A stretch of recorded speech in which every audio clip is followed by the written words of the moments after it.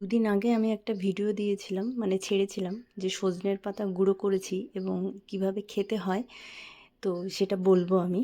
তো আজকেই বলবো, সেই ভিডিওটা আজকেই বানাচ্ছি। তো যাই হোক, এখানে একটু ডালের বড়াও করব, এটা দিয়েও খাবো। আজকে আর কিছু রান্না করব না। তো বাচ্চা ঘুমিয়েছে, এই ফাঁকে এই কাজগুলো করে নিচ্ছি। তো সজনের পাতা, যেটা মোরিঙ্গা, মানে মোরিঙ্গার পাতা বলে, এটা কিন্তু ট্যাবলেট কিনতে পাওয়া যায়, গুঁড়ো কিনতে পাওয়া যায়, আরও অনেক কিছু পাওয়া যায়। তো আপনারা যদি ট্যাবলেট খান, মানে ট্যাবলেট কিনলে ট্যাবলেট কিনে খাবেন। আর গুঁড়োটা আমি এভাবে খেতে বলবো না, আমি জানি না তাতে কী আছে। তার কারণটা হচ্ছে, আমার এতটা সজনের পাতার গুঁড়ো বানাতে পুরো হাফ বালতি সজনে পাতা লেগেছে।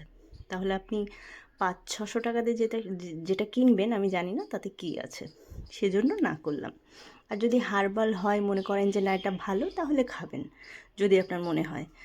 তো যাই হোক, এতে প্রচুর গুণ আছে, প্রচুর ভিটামিন সি আছে, ক্যালসিয়াম আছে, অনেক কিছু আছে। পাহাড়িরা এটা সেদ্ধ করে খায়, অনেকে এটা বাটা করে খায়, ডালের সাথে দিয়ে খায়, ভাজা করে খায়, অনেকভাবে খায়। এর ফুল, ফল, পাতা সব কিছু খাওয়া যায় এই গাছের, এই মোরিঙ্গা গাছের, সজনে গাছের। তো যাই হোক, আমি একটু সর্ষের তেল আর কাঁচা পেঁয়াজ দিইনি, কাটতে পারিনি, আর শুকনো লঙ্কা ভেজে এভাবে মেখে খেয়েছি। অসাধারণ, একটু বেশি হয়ে গেছিলো কিন্তু খারাপ লাগেনি, মানে দুর্দান্ত গরম ভাতের সাথে। এটা কিন্তু আপনারা আপনাদের আশেপাশে গাছ থাকলে সেখান থেকে পেড়ে এভাবে গুঁড়ো করে খাবেন, যদি খেতে পারেন।